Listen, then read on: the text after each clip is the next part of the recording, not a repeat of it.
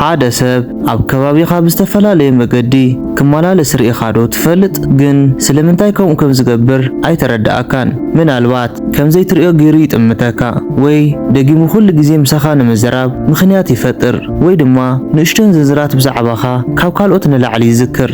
ግን እቲ ዘገርም ነገር ገለ ሰባት ከም ዝፈትውኻ ፈጺሞም ኣይነግሩኻን እዮም። ስምዒቶም ብምስሓቕ፣ ብስቕታ ወይ ድማ ብምምሳል ከም ዘይግደሱ ክሓብኡ ይፍትኑ።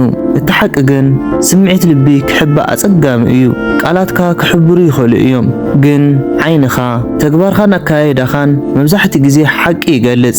ሓደ ሰብ ብምስጢር ከም ዝፈትወካ ንምፍላጥ እቲ ሰብ ዝዛረቦ ቃላት ምስማዕ ዘይኮነስ እቶም ብዘይምፍላጥ ዝገብሮም ኣናእሽቱ ናይ ኣካል ምንቅስቓሳት ምዕዛብ እዩ እቲ ዝዓበየ ምስጢር። ወዲ ሰብ ስምዒቱ ክሓብእ ክሳብ ክንደይ እንተፈተነ ኣእምሮኡ ግን ወትሩ ብስቱር የውፅኦ እዩ። ኣብዚ ናይ ሎሚ ፍሉይ ቪድዮና ሓደ ሰብ ንዓኻ ወይ ድማ ንዓኺ ብምስጢር ከም ዘፍቅረካ ዘርእዩ 15 ዘይከሓዱ ስነ ኣእምሮዊ ምልክታት ኣብ 3 ክፋላት መቒልና ክንርኢ ኢና። ካብቱ የዕርኽቱ ዝገበርዎ ዘጠራጥር ባህሪ ጀሚርና ክሳብ እቲ በዓል ክቋፀሮ ዘይኽእል ስቱር ቅንኢ ክንዝቲ ኢና። ርእስኹም ኣዳሉ፣ ምኽንያቱ ካብ ሎሚ ጀሚርኩም ናይ ሰባት ባህሪ እተንብብሉ መገዲ ሙሉእ ብሙሉእ ክቕየር ስለ ዝኾነ። እቲ ቀዳማይ ምዕራፍ 5 ናይ ርክብ ምልክታት። ቀዳማይ ወትሩ ዕላል ንምጅማር ምኽንያት ይእልሹ ወይ ድማ they always find a reason to start a conversation። እዚ ሰብ እዚ ብምስጢር ይፈትወካ ከም ዘሎ ካብ ነስተውዕለሉ መገዲ ሓደ እቲ ናይ መልእኽቲ ወይ ድማ ቴክስቲንግ ባህሪኡ እዩ። ንስኻ መልሲ ክሃብካዮ ከለኻ ንሱ ግን ተወሳኺ መልእኽቲ ይሰደልካ። እዚ ስነ ኣእምሮዊ ድፍኢት እዩ። ሓንጎሉ ነቲ መስኮት ዕላል ክዕፀው ስለ ዘይደሊ እቲ ናይ ጽሑፍ ርክብኩም ብህይወት ክቕፅል ይቃልስ ኣሎ ማለት እዩ። ተራ ሰብ ከመይ ኣለኻ ኢሉ ሰላምታ ይውድእ እዩ። እቲ ብምስጢር ዘፍቅረካ ሰብ ግን ኦፕን ኢንድድ ኮሽንስ ወይ ድማ መወዳእታ ዘይብሎም ሰፊሕ ምላሽ ዝሓቱ ሕቶታት እዩ ዝሓተካ። ንኣብነት እቲ ሎሚ ዘጋጠመ ነገር ከመይ ርኢኻዮ? ብዛዕባ እዚ ጉዳይ እዚ ዘለካ ርእይቶ እንታይ እዩ ይብለካ። ዕላምኡ ብዛዕባ እዚ ጉዳይ ክፈልጥ ዘይኮነስ ናትካ ድምፂ ንምስማዕን ምሳኻ ዘለዎ ናይ ግዜ ርክብ ንምንዋሕን እዩ። ዕላል ንምጅማርን ንምንዋሕን ዘይገብሮ ፈተና የለን። ካልኣይ ብዛዕባኻ ወይ ድማ ብዛዕባኺ ንኹሉ ነገር ኣተኩሮ ይህቡ። they pay attention to everything about you። እዚ selective attention ወይ ድማ ምሩጽ ኣተኩሮ ይበሃል። ሓንጎልና መዓልታዊ ኣሽሓት ዘይግደሱ ሓበሬታታት ሸለል ይብል እዩ። ነገር ግን ሓደ ሰብ ልቡ ንዓኻ ምስ ሃበካ ሓንጎሉ ንዓኻ ዝምልከት ዝኾነ ይኹን ንእሽቶ ሓበሬታ ከም ዓብዪ ፋይል መዝጊቡ ይሕዞ። ተራ ሰባት ንዓበይቲ ለውጥታት ጥራይ እዮም ዘስተውዕሉ። ንኣብነት ሙሉእ ክዳን ተቐይርካ። እዚ ምስጢራዊ ኣፍቃሪ ግን ቁሩብ ድምፅኻ እንተተቐይሩ፣ ሓድሽ ላንጋ እንተገይርካ ወይ ድማ ፀጉርካ ካብ ናይ ወትሩ ቁሩብ ወገን እንተቐይርካዮ ቀልጢፉ የስተውዕል እሞ ሎሚ ፍሊ ኢልካ ኣለኻ ይብለካ። እዚ ንዓኻ ን24 ሰዓታት ከም ዝከታተለካ ዘርኢ ንጹር መርትዖ እዩ። ካልኦት ሰባት ዘየስተውዕሉን ኣናእሽቱ ዝርዝር ነገራትን ንሳቶም ብቐሊሉ የስተውዕልዎ እዮም።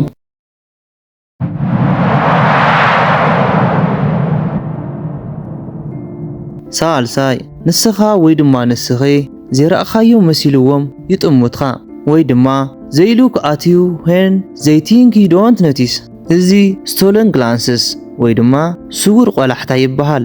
ስምዒቶም ክገለጽ ስለ ዘይደልዩ ብቐጥታ ንነዊሕ ግዜ ኣይጥሙትኻን እዮም፣ ምኽንያቱ ፍርሒ ስለ ዘሎ።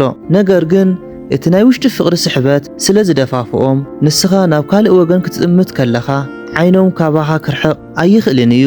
ሓደ ክፍሊ ወይ ድማ ዳቦን ተቐሚጥካ ከለኻ ንስኻ ብሓሳብ ተዋሒጥካ ናብ ስልክኻ ወይ ናብ መስኮት ክትጥምት ከለኻ እቲ ሰብ ብዓይኒ ፍቕርን ፍሽኽታን ይጥምተካ። ንስኻ ግን ብሃንደበት ርእስኻ ናብኡ ክትምለስ ከለኻ ከይተፈለጦ ሰንቢዱ ቀልጢፉ ርእሱ ይቕይር ወይ ድማ ምስ ሓደ መሓዝኡ ክዕልል ይጅምር። እዚ ናይ ስንብት ምንቅስቓስ እቲ ዝዓበየ መርኣይ ምስጢር እዩ። ራብዓይ ኣብ ጥቃኻ ወይ ድማ ኣብ ጥቃኺ ክኾኑ ከለዉ ባህሪኦም ይቕየር። they act different around you። ኣብ ጥቃ እቲ ነፍቅሮ ሰብ ክንኸውን ከለና ሓንጎልና ናይ መነቓቕሒ ሆርሞናት የውፅእ። እዚ ከዓ ናይ ልቢ ትርግታ ይውስኽ ሰብ ድማ ብዘይ ምፍላጥ ናይ ስንባደ ወይ ድማ ናይ ምጉያይ ስምዒት የርኢ ምስ ካልኦት ሰባት ክዕልሉ ከለው ኣዝዮም ዘይጭነቁን ዘይፈርሑን ክኾኑ ይኽእሉ እዮም ተጻዋታይ ተዛራባይን ድፍረት ዘለውን ዝነበረ ሰብ ንስኻ ናብ ጥቕኡ ክትመጽእ ከለኻ ግን ብሓንደበት ሕፍረት ይስምዖም ይርበሹ ወይ ድማ ኣዝዮም ክዛረቡ ይጅምሩ እዚ ናይ ባህር ለውጥ እዚ ንዓኻ ወይ ድማ ንዓኺ ፍሉይ ቦታ ከም ዘለካ ዘርኢ እዩ ሓምሻይ ንዓኻ ወይ ድማ ንዓኺ ንምምራኽ ይፍትኑ ወይ ድማ ዘይትረይ ቱ ኢምፕሬስ ዩ ብዛዕባ ዓወቶም ክእለቶም ወይ ድማ ዝሰርሕዎም ወዲ ሰብ ካብቲ ዝፈትዎ ሰብ ክቡር ዋጋን ናዕዳን ወይ ድማ ቫሊዴሽን ክረክብ ባህርያዊ ድሌት ኣለዎ ንሳቶም እውን ኣብ ቅድሜኻ ጽቡቕ ሓያል ወይ ከዓ ንፉዕ መንነት ዘለዎም ኮይኖም ክረኣዩ ይጽዕሩ ንኣብነት ትማሊ ኣብቲ ስራሕ ከምዚ ዝበለ ዓብይ ፀገም ፈቲሐዮ እንዳበሉ ታሪኽ ይነግሩኻ ወይ ከዓ ክዳውንቶም ኣሰራርሓ ፀጉሮምን ኣካላዊ ትርኢቶምን ኣብ ቅድሜኻ ወትሩ ዝፀረየ ክኸውን ይጽዕሩ ካልኣይ ክፋል እቶም ናይ ስምዒትን ሓልዮትን ምልክታት ሻድሻይ ብዛዕባ ናይ ፍቕሪ ህይወትካ ክፈልጡ ይደልዩ ወይ ድማ they become curious about your relationship status እዚ ናይ ስግኣትን ተስፋን ስምዒት እዩ ንዓኻ ክረኽቡኻ ዕድል ኣለዎም ዶ የለን ንምፍላጥ ነቲ ባዶ ቦታ ወይ ድማ ነፃ ምዃንኻ ከረጋግፁ ይደልዩ ፍቕረኛ ኣለካ ዶ ወይ ድማ ፍቕረኛ ኣለክ ዶ ዝብል ሕቶ ብቀጥታ ክሓቱኻ ስለ ዝፈርሑ ብተዘዋዋሪ መንገዲ የጻርዩ ንኣብነት ትማሊ ኣብቲ ሬስቶራንት ምስ መን ነይርኺ ወይ ድማ በይንኺ ክትነብሪ ወይስ ምስ ቤተሰብ እንዳብሉ ይሓቱ ንስኻ ሲንግል እየ ክትብል ከለኻ ገጾም ብሃንደበት ፍሽኽታ እዩ ዝመልእ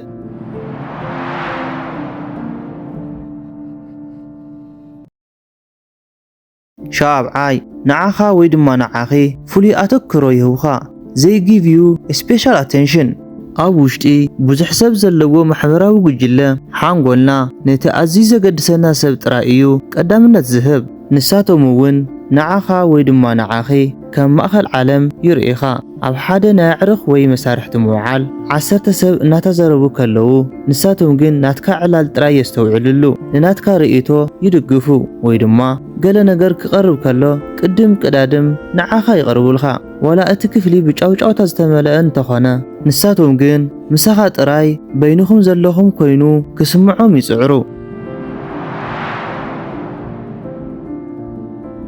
ሻምናይ ናይ ስምዒትኻ ወይ ድማ ናይ ስምዒትኺ ለውጢ ይዝክሩ they remember your mood changes ንሓደ ሰብ ብልቢ ክትከታተሎ ከለኻ ናይ ገጹ ጭዋዳታት ወይ ድማ ፋሻል ኤክስፕሬሽንስ እናጽናዕኻዮ ትኸይድ ስለዚ ቁሩብ ስምዒትኻ ክቕየር ከሎ ብቕልጡፍ ይርድኦም እዩ ሕጉስ ክትኸውን ከለኻ ንእሽተን ሓዘን ወይ ድማ ድኻም ክስምዓካ ከሎ ቀልጢፎም ይፈልጡ እዮም ቁሩብ ርእስኻ ኣሕምምካ ወይ ድማ ድኽምካ እንተሃልዩ ብገለ ነገር ተበሳጪኻ እንተሃሊኻ ካልኦት ሰባት ከየስተውዕልሉ ንሳቶም ግን ቀልጢፎም መጺኦም ሎሚ ድሓንዲኻ ቁሩብ ሕጉስ ኣይመሰልካን ኢሎም ብሓልዮ ተሓትኻ እዚ ማለት ንናትካ ስምዒታዊ ኩነታት ወትሩ የንብዎ ኣለዉ ማለት እዩ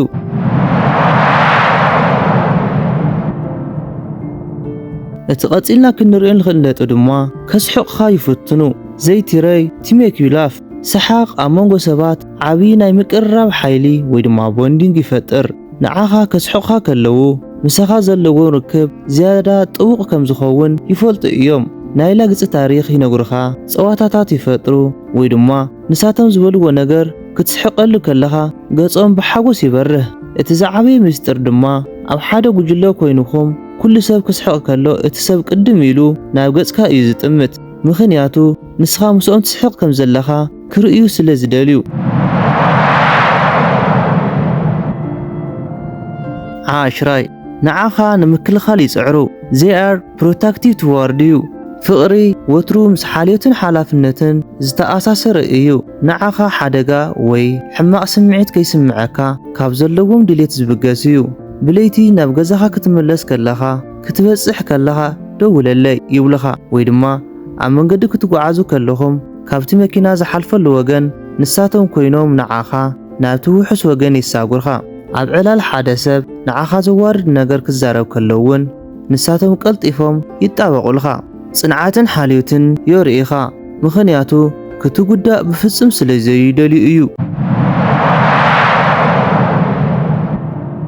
እቲ ናይ መወዳእታ ክፋል ድማ እቶም ሱትራትን ማሕበራዊ ምልክታትን እዮም። ካብኣቶም ሓደ የዕርኽቶም ዘጠራጥር ባህሪ የርእዩ። Their friends act suspiciously ሚስጥራዊ ኣፍቀርቲ መብዛሕትኡ ግዜ ነቲ ሚስጥሮም ንናይ ቀረባ ኣዕርኽቶም ይነግሩ እዮም። የዕርኽቶም ድማ ነዚ ነገር ስለ ዝፈልጡ ንዓኻ ክሪእኻ ከለዉ ክቋፀርዎ ዘይኽእሉ ናይ ዋዛ ባህሪ የርእዩ። ንስኻ ናብቲ የዕርኽቱ ዘለውሉ ቦታ ክትመጽእ ከለኻ የዕርኽቱ ነቲ ሰብ ብኢዶም ይነኽእዎ፣ ብሚስጥር ይስሕቑ ወይ ድማ እንሆ መጺኡ ወይ ከዓ መጺኣ እንዳበሉ ይላገጹ። ሓደ ግዜ ንዓኻን ንዕኡን በይንኹም ክትተርፉ ኢሎም ምኽንያት ፈጢሮም ካብቲ ቦታ የርሕቑ። ናይ የዕሩኽ ባህሪ ናይቲ ሰብ ሚስጥር ዘውፅእ መስኮት እዩ። እቲ ቀፂልና ንሪኦ ነጥ ድማ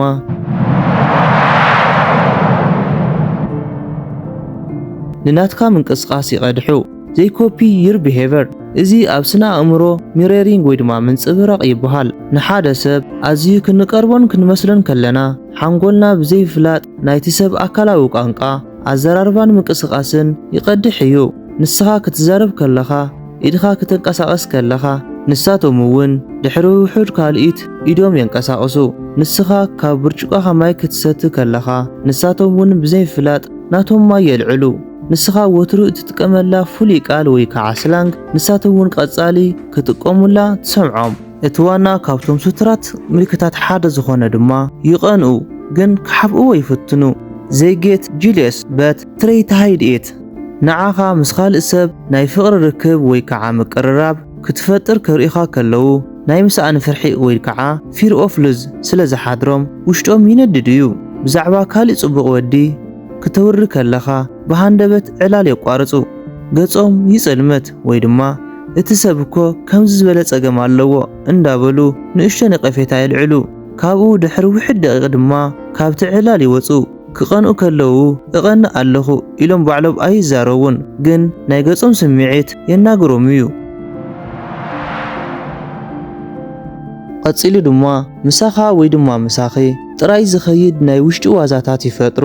ኢንሳይድ ጆክስ እዚ ኣብ መንጎ ክልተ ሰባት ጥራይ ዝስራሕ ፍሉይ ዓለም ወይ ከዓ ኤክስክሉሲቭ ቦንድ ንምፍጣር ዝግበር እዩ። ካልኦት ሰባት ዘይርድእዎ ሚስጥር ክህልወኩም ከሎ ዝያዳ ትቀራረቡ። ኣብ ሓደ ቦታ ዘጋጠመ ነገር መበገሲ ገይሮም ኣብ ውሽጢ ብዙሕ ሰብ ሓንቲ ቃል ጥራይ ምዝራብ ክልቲኹም ጥራይ ክትስሕቑ ይገብሩ። እቲ ዕላማ ንዓኻ ካብ ኩሉ ሰብ ፍልይ ኣቢሎም ናቶም ጥራይ ክገብሩኻን ኣብ መንጎኹም ፍልይ ናይ ስምዒት መገዲ ክሰርሑን ስለ ዝደልዩ እዩ። እቲ ናይ መወዳእታ ነጥብ ድማ ስምዒቶም ንምሕባእ ይጽዕሩ። They try to hide their feeling እዚ እቲ ዝዓበየ ተረድኦ እዩ። ፍቕሮም ተነጊሩ ኣይፋል ዝብል መልሲ ከይወሃቦም ስለ ዝፈርሑ fear of rejection ወይ ድማ ዘለኩም ናይ ዕርክነት ርክብ ከይባላሾ ስለ ዝጭነቁ ሓደ ግዜ ኮነ ኢሎም ርሕቕ ክብሉ ይፍትኑ እዮም። ሓደ መዓልቲ ኣዝዮም ቀረባ ኮይኖም ንጽባሕቲ ግን ቁሩብ ዝዛሓሉን ሸለል ዝብሉኻን ይመስሉ። እዚ ጸሊኦምካ ዘይኮነስ እቲ ስምዒቶም ሓያል ስለ ዝኾነ ንርእሶ ንምቁጽጻር ዝገብርዎ ናይ ምክልኻል ስጉምቲ ወይ ከዓ ዲፌንስ ሜካኒዝም እዩ። ንዓኻ ዘለዎም ስምዒት ክሳብ ክንደይ ዓብዪ ምዃኑ ዝሕብር ናይ መወዳእታ ዓብዪ ምልክት እዩ። እምበኣርከስ ክቡራት ተዓዘብተይ እዞም 15 ምልክታት እዚኦም ሓደ ሰብ ብምስጢር ከም ዘፍቅረካ ወይ ከዓ ከም ዘፍቅረኪ ዘርእዩ ዓበይቲ ፍንጭታት እዮም። እቲ ተሓስብዎ ዘለኹም ሰብ ካብዞም ምልክታት ክንደይ የርኢ ኣሎ?